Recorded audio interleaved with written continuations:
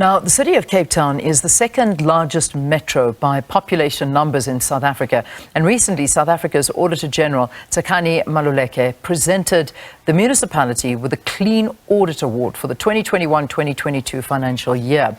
Now, this after it was lauded for its governance and performance, although still being faced by high levels of poverty and crime. Presenting the city of Cape Town's just over 70 billion rand budget for 2023-2024 financial year last month, the city's executive mayor, Geordin Hill-Lewis, announced that the water and sanitation portion alone will grow from 2.3 billion this year to 7.8 billion in the 2025-2026 budget, and they're expanding interventions to end load shedding in Cape Town to the tune of 2.3 billion rand over the next 3 years. Also, the city would expand its crime-fighting technology with 860 million rand worth of cameras, drones, and gunshot-tracing technology over the next 3 years. So, to talk more about the City of Cape Town municipality, we are joined by Geordin Hill-Lewis, who is the Executive Mayor of the City of Cape Town. Mayor, great to have you. Welcome to Morning Live. Thank you very much, Leanne. It's been a long time since I've been with you on the show, and it's wonderful to be here. And good morning to all of the viewers. Indeed it is. I believe you guys are having awful weather down there. Just icy cold, lots of rain. I hope you're all taking care. Absolutely freezing weather, and it has been for a few weeks now. It won't stop raining, and all of us have got the winter sniffles. But yes, we'll get through it. You're pushing through. Well, listen, we've got that too, so don't feel alone. So we talk about the Auditor-General, the office. Let's start off on this good note. I mean, the city receiving a Clean Audit Award. So talk to us about sort of the management behind all of this. What do you attribute this to?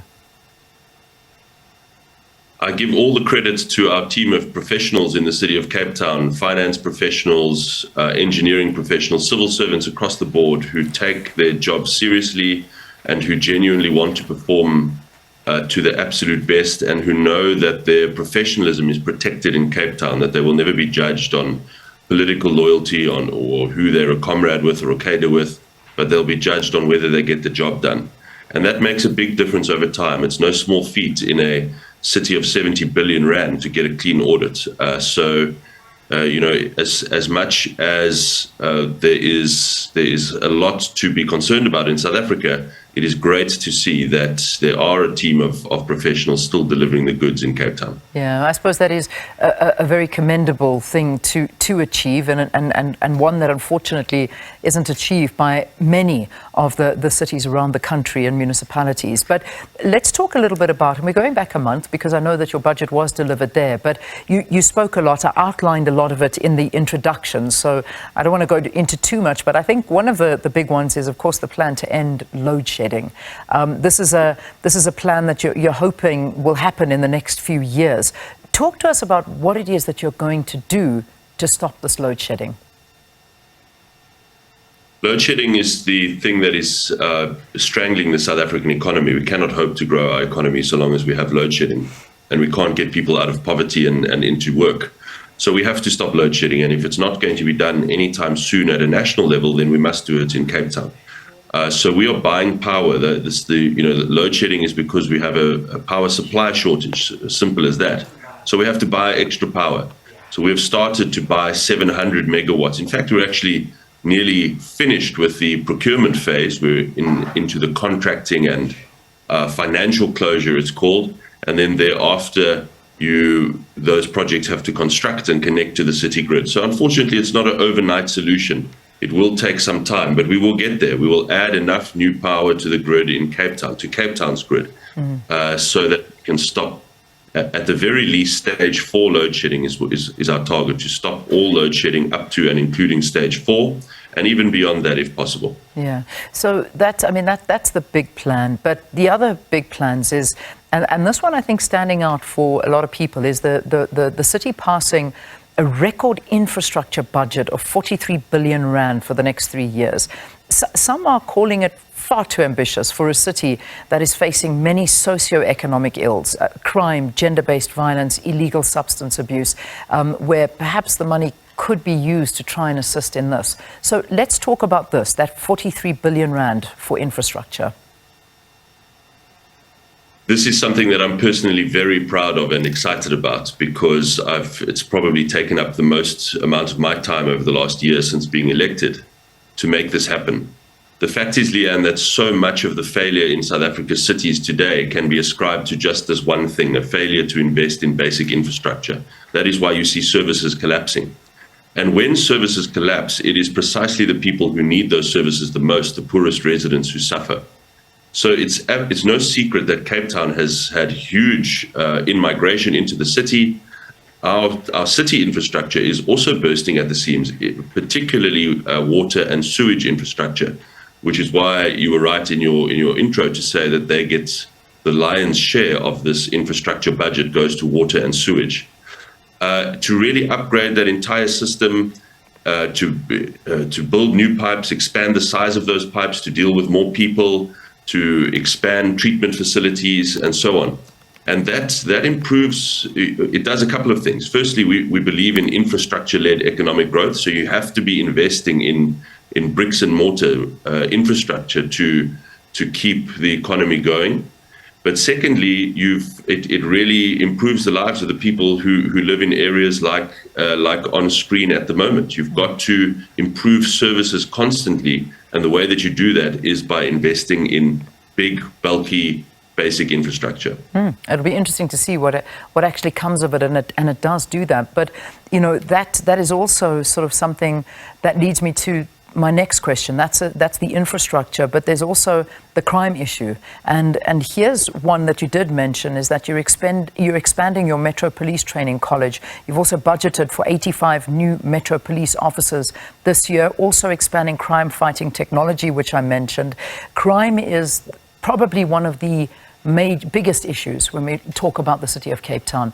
There is gang war, there is fighting. People are literally dying on a daily basis within many of the areas in Cape Town. And these communities are riddled with many social ills. Let's talk about this now. Besides, obviously, the crime-fighting aspect of it, what are you doing to help these communities that are living in exceptionally dire conditions? So every single thing that we do in the city is inspired by trying to improve those living conditions. When we talk about the city of building Cape Town into the city of hope, it sounds like a slogan, but it really does inspire what we are trying to do. Whether it's invest in infrastructure or keep people safer with new officers and a lot of new technology, when we are growing the economy and creating most of the new jobs in the whole country in our city, then that is people's lives improving on a daily basis, and people getting out of poverty, having much more scope and horizon of opportunity before them, instead of only having to, or feeling like they have no other option but to turn to a life in drugs or whatever the case is. So these things are all connected. When we're investing in these communities, it is absolutely connected to the outcome of trying to improve people's lives there. So when we're expanding the Metro Police Training College, for example, that is because we want to get hundreds of new officers onto the street, but they have to go through the bottleneck of a tiny training college, which means that we can't train them fast enough. We want our officers to be highly trained. They do basically SABC level training. So by doubling the size of our training capacity, we can get more officers onto the street quicker. So all of these things have in mind an outcome for people on the ground in Cape Town, particularly in poorest communities. I know that the social support package is also another way of assisting, and that's gone up by more than R500 million to 4.3 billion rand, which is quite substantial, of which 2.37 billion will be for free basic services and 1.96 billion for rates and rebates. How much of this budget is going to go towards helping improve the lives of those in informal settlements and, of course, housing in these areas as well? Yes, we've simplified our support for the poorest residents significantly, and we've increased it quite a lot. So if you live in a home that is worth 450,000 Rand, you get complete support, complete rates, rebate, and lots of free services. If you earn less than 7,500 Rand, there used to be a kind of complicated stepped mechanism depending on how much you earn. We've made it simple. If you earn less than 7,500, you get totally free and full rebates. For pensioners, we've increased it very significantly.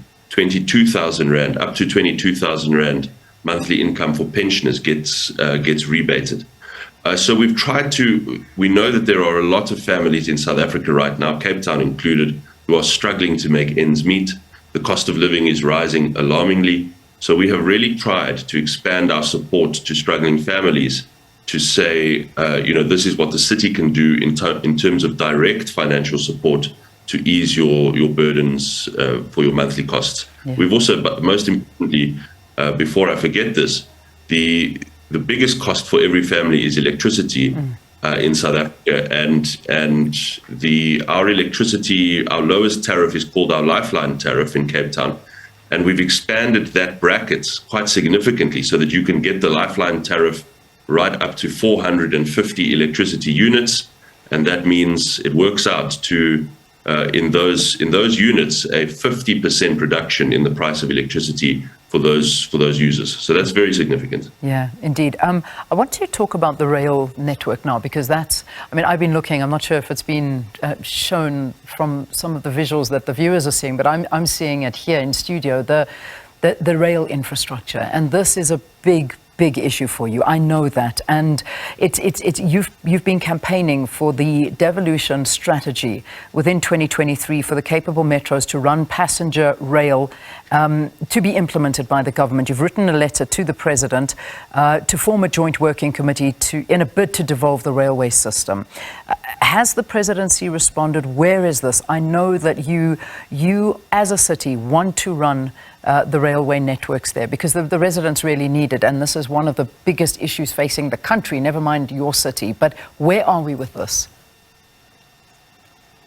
Yes, we do want to run the rail system in Cape Town. We believe that we are capable of doing it and that we can run a more reliable and efficient and safer and more affordable rail service for South Africans, and particularly in Cape Town.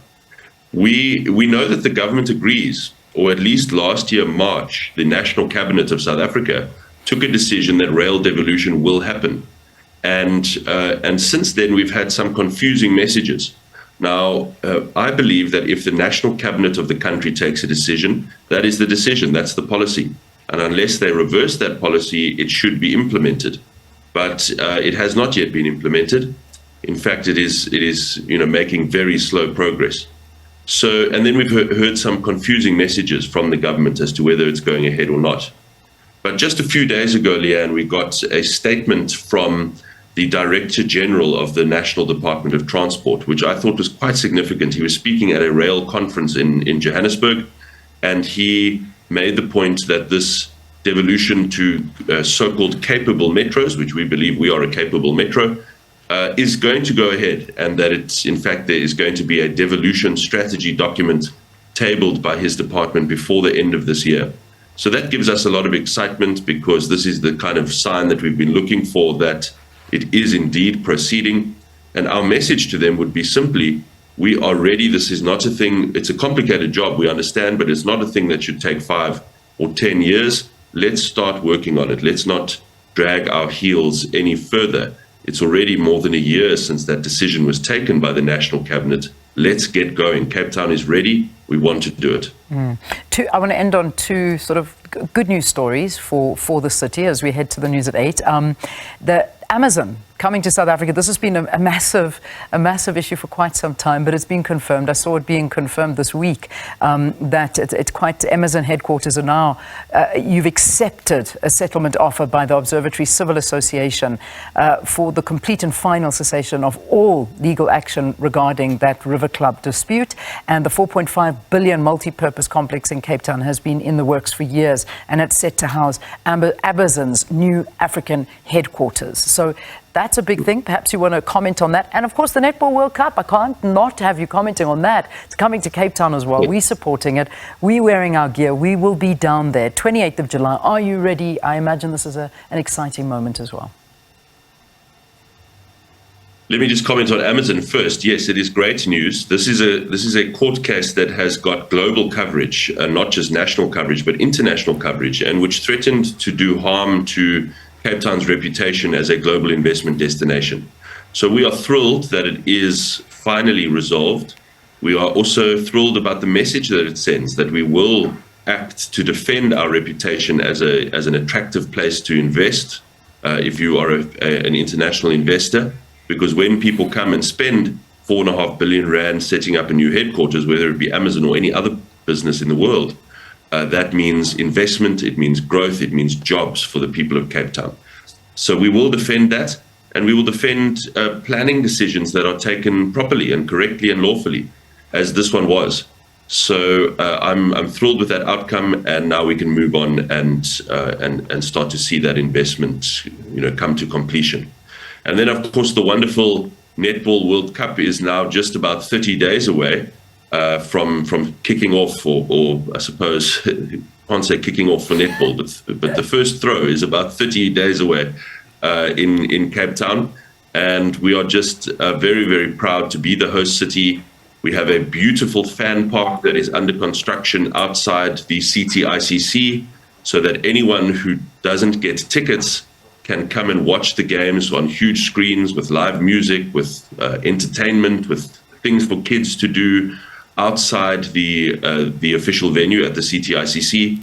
And that is going to be such fun for the city. So we want to make sure that everyone is included in the Netball World Cup, even if you are not one of the ones inside the CTICC watching. And it's going to be a wonderful, wonderful event for our country and for the world. Well, we're looking so forward to it. Thank you so much. First on the African continent as well. Geordin Hill-Lewis, the Executive Mayor of the City of Cape Town, talking to us about the Metro's performance, its budget and some future plans, and also this new development with the Amazon property. And they're saying that about 5,000 construction jobs could be created, as well as 19,000 other employment opportunities. So this is quite a big deal.